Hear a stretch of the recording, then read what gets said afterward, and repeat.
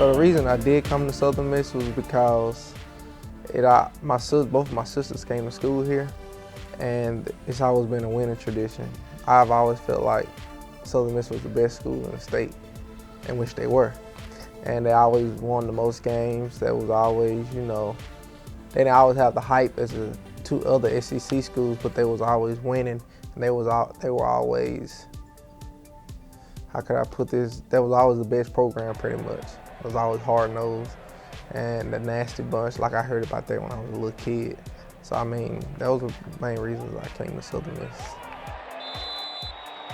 Playing the offensive line is absolutely one of probably the most difficult jobs compared to the quarterback job, and it's one of the most important because without us, nothing happens. Nothing happens at all, and we control the game. If one person messes up, then everybody messes up because we're a unit, and if the whole unit is not moving accordingly, then it's not going to work. At a receiver, you can mess up on a route or something and still get back up and catch the ball. But at offensive line, if you miss a blocker, Nick gonna get sacked. And I mean, it's a lot to get prepared for because you have to watch so much film on different players and know what their moves are going to be and what moves and who all plays in that same position. And you have to know everybody's position on the offensive line. So I'm a better football player than when I got here now because I'm more mature.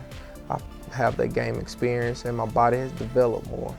And I've been in a program, long enough to know, how to win and what it takes to lose. So I know how to push my teammates and push myself more, and I'm more mentally prepared. One of the most influential guys when I got here was Joe Duhan and Jason Weaver.